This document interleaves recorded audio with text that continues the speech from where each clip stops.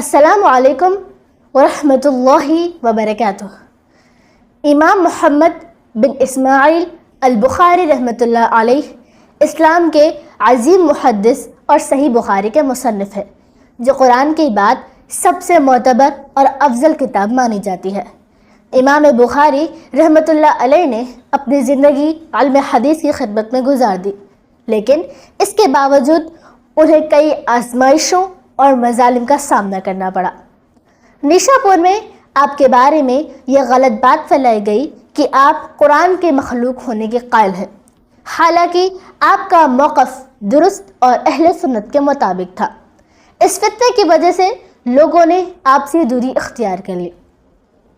امام بخاری رحمۃ اللہ علیہ نے اپنی زندگی کے آخری ایام میں مشرقی اسلامی دنیا کے بعض حکمرانوں کی طرف سے شدید آزمائشوں اور مخالفت کا سامنا کیا، خاص طور پر نیشاپور، بخارا اور سمرقند میں۔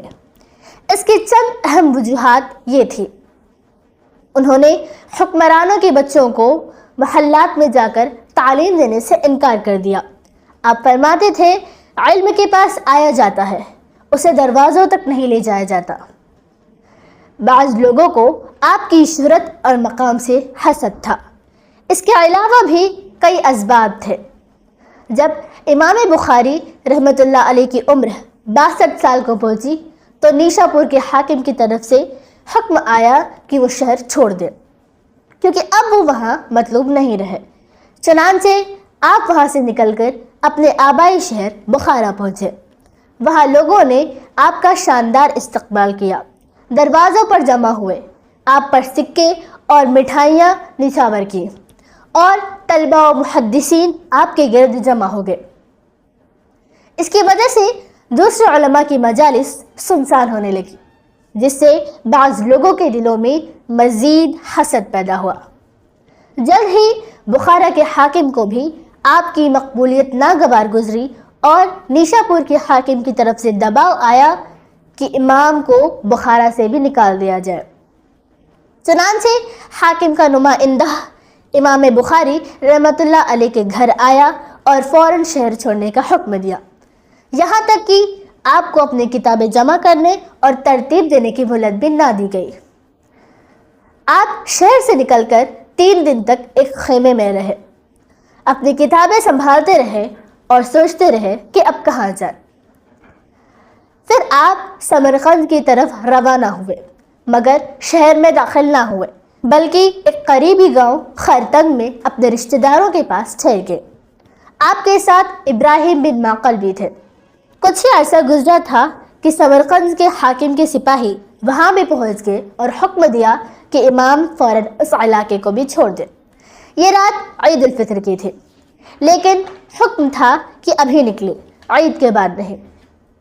امام بخاری رحمۃ اللہ علیہ نے یہ سوچ کر کہ کہیں ان کے میزبان رشتہ داروں کو نقصان نہ پہنچے، فوراً جانے کا فیصلہ کیا۔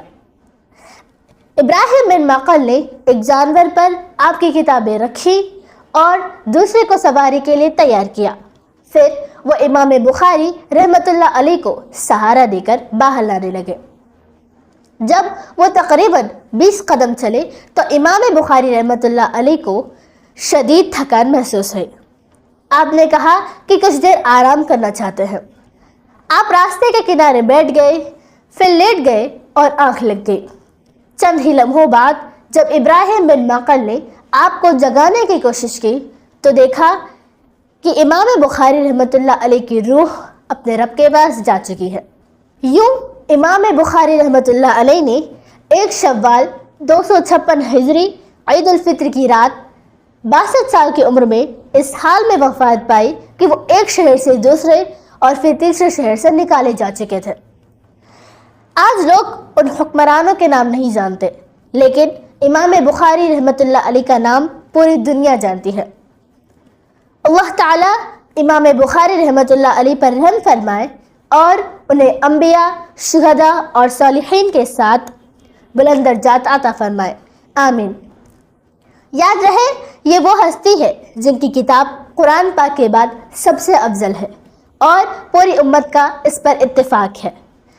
امام بخاری رحمۃ اللہ علیہ کے مدفون ہونے کے بعد ان کی قبر سے ایسی عمدہ تیز خوشبو پھیلی جسے مؤرخین نے مشک وغیرہ سے تشبیہ دیا ہے۔